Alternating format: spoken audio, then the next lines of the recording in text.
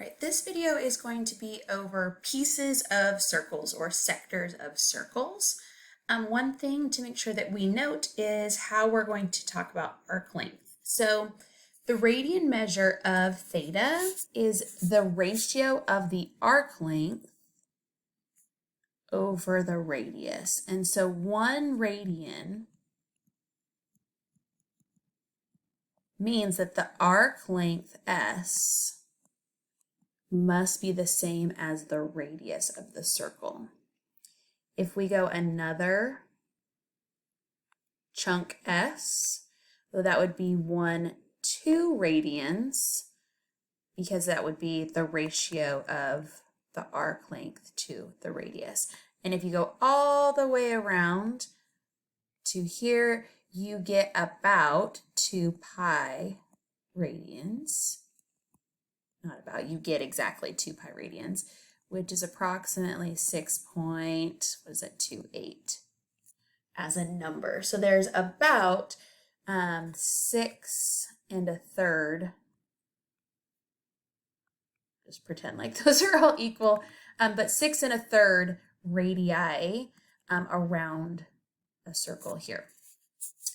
We want to know what portion of that circle is the arc length. So we can use this equation here or set up a proportion in order to find that arc length.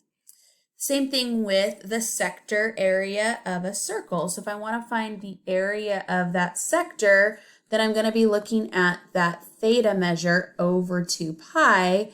And then if I have that total area, then I want like just this fraction of that total area. Now, I personally plug it in like this, and then do some simplifying. You can use this equation here if you want to, but I just piece it together as I go. All right, so let's look at this. If I have a circle with a radius of 12, and I know that there's a central angle of pi over 4. Now, one thing that I want to make sure that we also note is that I can put this back into degrees if I want to, using that equation from the other video where I do theta over 180 equals theta in radians over pi. So this would be what I'm solving for. So I would say that this is pi over 4 over pi, or pi over 4 times, if I divide by pi, that's the same as multiplying by the reciprocal. So 1/4 of 180 is what I would be looking at here, which is 45 degrees. So if you need to kind of convert back and forth, this is a 45-degree angle. All right, so I want to figure out what the length of this piece is if I know that this radius is 12. And so let's scroll up and look at our formula. So our formula says that we have S equals R times theta. So our length S is equal to our radius times our theta, and so that's going to end up being 3 pi radians. Our area, if we use our equation here, is 1/2 theta times r squared. And so that's going to simplify to 144 pi over 8. And 144 divided by 8 gives me 18 pi. Now, if you don't want to memorize these formulas, if you want to just go off of proportion, then you can kind of set up a proportion like we do over here, where you have like S over 2 pi r. So like the portion that you're looking at over the entire circumference is equal to that area, or sorry, the sector angle, not the area, but the sector angle over 2 pi.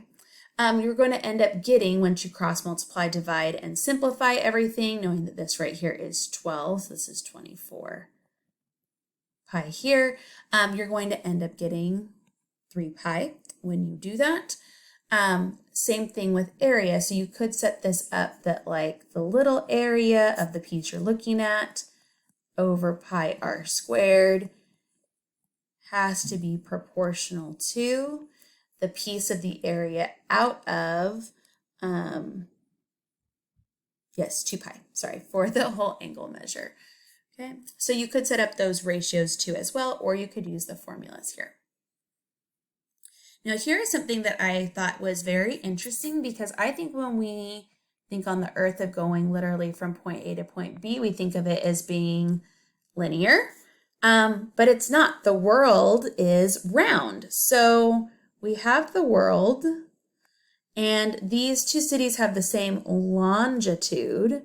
One of them has a latitude of 9 degrees north, and the other has a latitude of 30 degrees north. And then think about like the circle around that way. So I'm going to write this now in 2D, and I have something at like 9 degrees from north and then 30 degrees from north, or whichever way. I can't remember which way it goes. It might go the other way where this is 9 and that's 30. But either way, this difference here, right, this theta is 21 degrees. And so the distance actually from A to B is this arc length, not necessarily linear length. And so S is equal to our radius times, and then that angle measure. I'd want to put this in